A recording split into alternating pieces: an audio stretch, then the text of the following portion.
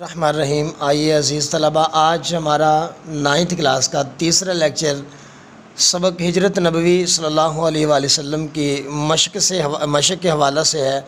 آج ہم اس کی مشق حل کریں گے، تو اس کے ساتھ ساتھ ہم مشق کو حل کرنے کا طریقہ بھی آپ کے ساتھ شیئر کریں گے۔ تو مشق میں سب سے پہلا سوال ہے مختصر سوالات کے جوابات دیں۔ یاد رکھیے گا، فرض کریں کہ آپ پیپر میں بیٹھے ہوئے ہیں تو آپ نے مختصر سوالات کے جوابات کا سوال بھی آپ کو یہ 10 نمبر کا آئے گا۔ 5 سوال ہوں گے 2 نمبر کے، تو آپ نے اس کو پیپر میں کیسے حل کرنا ہے؟ سب سے پہلے ہم یہاں سوال نمبر لکھیں گے کہ جون سا بھی یہ سوال ہوا، فرض کریں یہ سوال نمبر دوسرا ہے یا تیسرا ہے، جون سا بھی یہ سوال ہے ہم اس کو لکھیں گے آنسر شیٹ کے اوپر۔ سوال نمبر ہمارے پاس چونکہ یہاں سوال نمبر 1 ہے تو ہم یہاں 1 ہی لکھیں گے، لیکن آپ پیپر آنسر شیٹ میں وہی یہ سوال لکھیں گے جون سا سوال نمبر یہ ہے۔ سوال نمبر 1 تو ہم اس کی ہیڈنگ دیں گے، یعنی پورا سوال نہیں ہم لکھیں گے کہ درج ذیل دیے گئے مختصر سوالات کے جوابات لکھیں یا 5 کے سوالات کے جوابات لکھیں، بلکہ ہم صرف یہاں اتنا ہی شیئر کریں گے، لکھیں گے کہ مختصر سوالات کے جوابات۔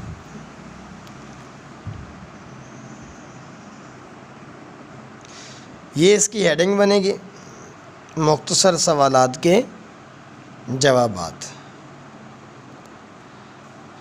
اب چونکہ ہمارے پاس 5 سوال ہوں گے تو ہم نے 5 سوالوں کو کیسے حل کرنا ہے؟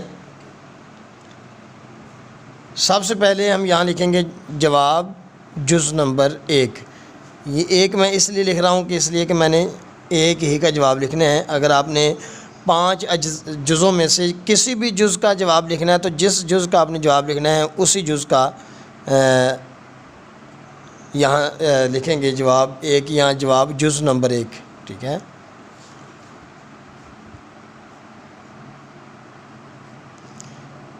جواب جز نمبر 1، جواب جز نمبر 1۔ اور اس کے بعد آپ سوال کو ریڈ کریں۔ سوال کو ریڈ کریں، ہمارے پاس سوال ہے ہجرت نبوی صلی اللہ علیہ وآلہ وسلم سے کیا مراد ہے؟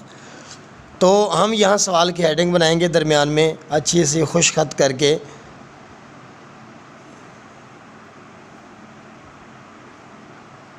پورا سوال لکھنے کی ضرورت نہیں ہے، صرف ہیڈنگ بنائیں گے ہم ہجرت نبوی صلی اللہ علیہ وآلہ وسلم۔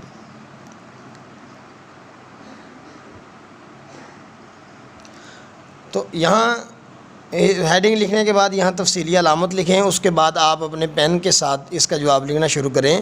یہاں سے ہجرت نبوی صلی اللہ علیہ وآلہ وسلم سے مراد ہے حضور نبی رحمت صلی اللہ علیہ وآلہ وسلم کا اللہ کے حکم سے مکہ چھوڑ کے مدینہ تشریف لے جانا ہجرت نبوی صلی اللہ علیہ وآلہ وسلم کہلاتا ہے۔ یاد رکھیے گا، ایک اس دن بھی لیکچر میں بتایا تھا کہ ایک ہوتی ہے صرف ہجرت۔ ہجرت کا معنی ہوتا ہے اسلام کی خاطر ایک جگہ کو چھوڑ کے دوسری جگہ جانا، لیکن ہجرت نبوی جہاں بات آ جائے ہجرت نبوی کی، تو پھر وہاں حضور کی ہجرت جو آپ نے مکہ سے مدینہ کی وہ اس سے یہ مراد ہوتا ہے۔ ہجرت نبوی سے مراد یہ ہوگا کہ اللہ کے حکم سے حضور علیہ السلام کا مکہ چھوڑ کے مدینہ تشریف لے جانا۔ تو پہلا سوال مکمل ہوا، اس کے بعد ہمارے پاس دوسرا سوال ہے۔ دوسرا سوال حل کرنے سے پہلے ہم لکھیں گے یہاں جواب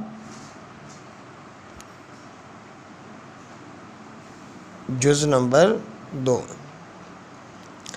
جواب جز نمبر 2، سوال کو ریڈ کریں۔ رسول پاک صلی اللہ علیہ وآلہ وسلم نے نبوت کے کون سے سال ہجرت فرمائی؟ تو یہاں ہم اس کی ہیڈنگ لکھیں گے ہجرت کی تاریخ۔ ہجرت کی تاریخ بھی کیا لکھ سکتے ہیں، ہجرت کا سن بھی لکھ سکتے ہیں۔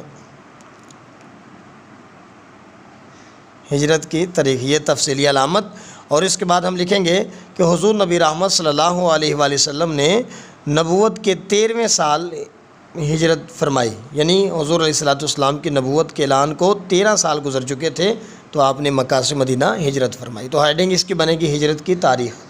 اس کے بعد ہم تیسرے سوال کی طرف بڑھتے ہیں، تو لکھیں گے پہلے جواب جز نمبر 3۔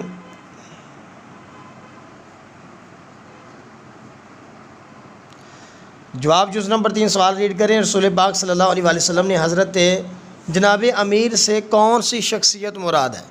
جناب امیر سے کون سی شخص؟ تو یہاں ہم لکھیں گے ہیڈنگ اس کی جناب امیر.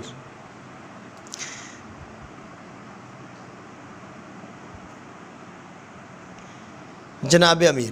تو جناب امیر کے بعد تفصیلی علامت لکھیں گے اور اس کے بعد ہم اپنے پین کے ساتھ لکھیں گے. یہاں سے شروع کریں گے. جناب امیر سے مراد حضرت علی رضی اللہ تعالی عنہ کی ذات ہے. جناب امیر سے مراد حضرت علی رضی اللہ تعالی عنہ کی ذات ہے. اس کے بعد چوتھے سوال کی جانب بڑھتے ہیں. تو لکھیں گے پہلے جواب جز نمبر 4. تو چوتھا سوال ریڈ کریں. رسول پاک صلی اللہ علیہ وسلم نے حضرت علی رضی اللہ تعالی عنہ سے کیا ارشاد فرمایا؟ تو یہاں لکھیں حضور علیہ السلام کا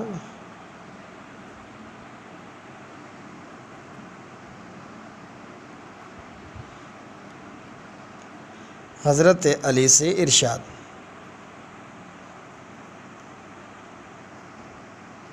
ٹھیک ہے، حضور علیہ السلام کا حضرت علی رضی اللہ تعالی عنہ سے ارشاد.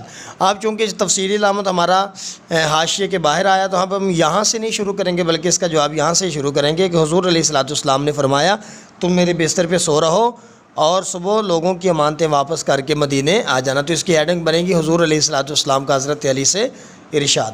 اور اس کے بعد ہم 5ویں سوال کی جانب بڑھتے ہیں.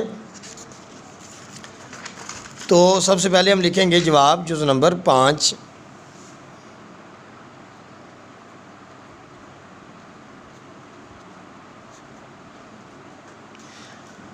پانچواں سوال ریڈ کرتے ہیں کہ حضرت اسماء رضی اللہ تعالی عنہ کون تھیں؟ تو یہاں ہم اس کی ہیڈنگ لکھیں گے حضرت اسماء.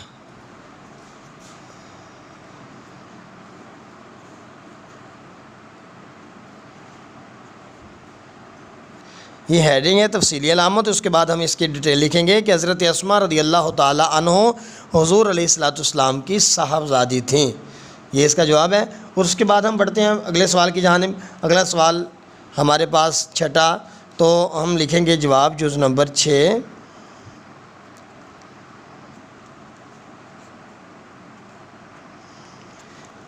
چھٹا ہمارے پاس سوال ہے قریش نے رسول پاک صلی اللہ علیہ وسلم اور حضرت ابوبکر صدیق رضی اللہ تعالیٰ کو گرفتار کرنے کا کیا انعام مقرر کر رکھا تھا؟ تو یہاں لکھیں گے قریش کا انعام یا حضور علیہ السلام کو علیہ السلام کی گرفتاری کا انعام.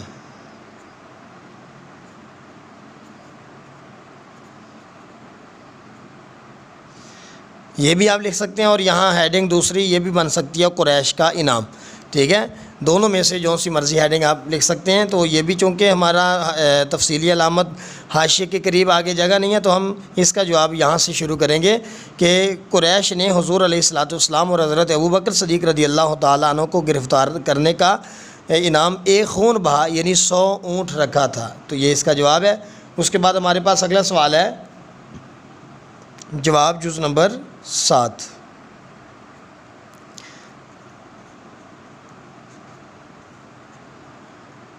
سوال ہے سراقہ بن جاشم کیسے تائب ہوا؟ تو یہاں اس کی ہیڈنگ بنے گی سراقہ بن جاشم کی توبہ. یہ اس کی ہیڈنگ ہے. اس کے بعد لکھیں گے کہ سراقہ بن جاشم حضور علیہ السلام کو گرفتار کرنے گیا، قتل کرنے کے ارادے سے گیا. 3 بار فال نکالنے سے بھی جواب نہیں میں آیا، لیکن فال کی بات نہ مانتے وہ حضور کی طرف جھپکا تو اس کے گھوڑے کے پاؤں زمین کے اندر دھنس گئے.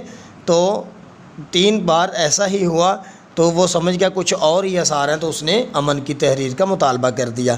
تو یہ تھے ہمارے پاس سوالات کے جوابات.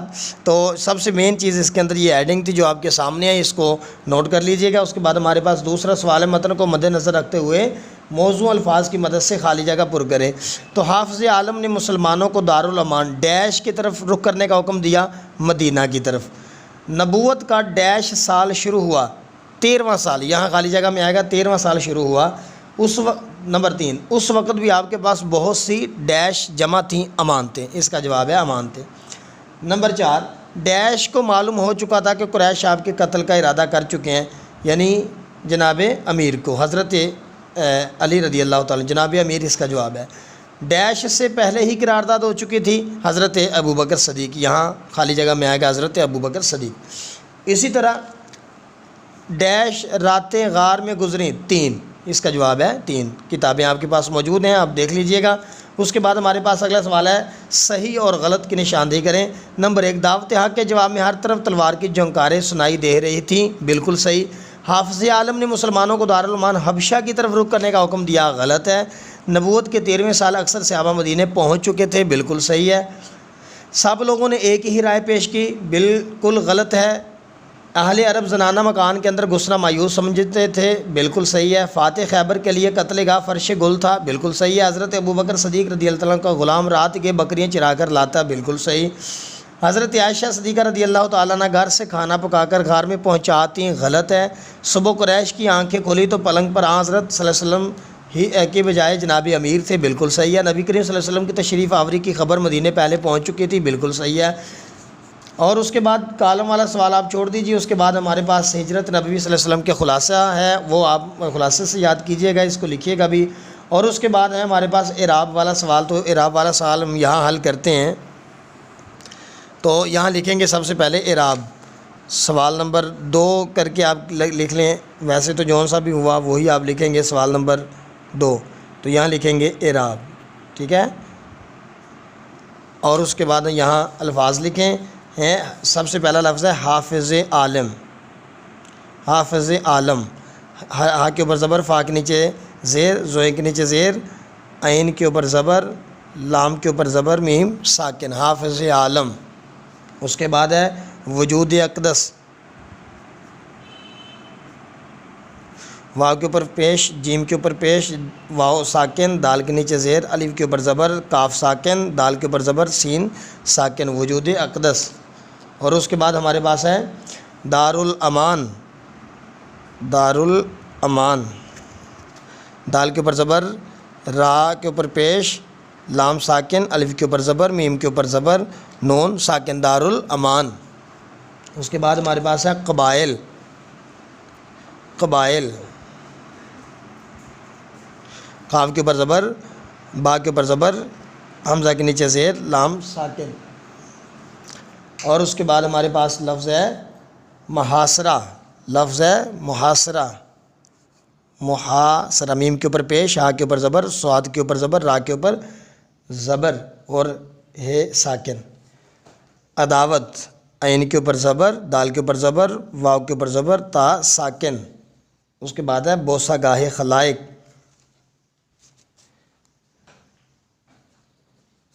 بوسہ گاہ خلائق، با کے اوپر زبر، واو ساکن، سین کے اوپر زبر، گاف کے اوپر زبر، ہا کے نیچے زیر، خا کے اوپر زبر، لام کے اوپر شادبی اور زبر بھی، حمزہ کے نیچے زیر، کاف ساکن، بوسہ گاہ خلائق۔ اور اس کے بعد ہمارے پاس لفظ ہے قتل گاہ، کاف کے اوپر زبر، تا ساکن، لام کے نیچے زیر، گاف کے اوپر زبر، ہا ساکن، قتل گاہ، فرش گل، فا کے اوپر زبر، را ساکن، شین کے نیچے زیر، گاف کے اوپر پیش، لام ساکن، فرش گل۔ یہ تھے ہمارے پاس اعراب والا سوال۔ اس کے بعد ہے درج ذیل الفاظ کے معنی اور جملوں میں استعمال کریں۔ دعوت حق، دعوت حق کا معنی ہے حق کی دعوت، تو اس کا جملہ ہوگا نبی پاک صلی اللہ علیہ وسلم نے لوگوں کو دعوت حق کی طرف بلایا۔ ہدف، ہدف کا معنی ہوتا ہے نشانہ، نشانہ۔ حضور علیہ الصلوۃ والسلام کافروں کا حقیقی ہدف تھے۔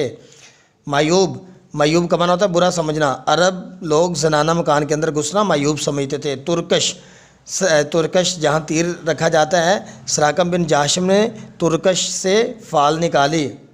خون بہا، خون بہا یعنی خون بہانا، اس سے مراد 100 اونٹ ہے، یعنی قریش نے حضور علیہ الصلوۃ والسلام کو گرفتار کرنے کا انعام ایک خون بہا یعنی 100 اونٹ رکھا ہوا تھا۔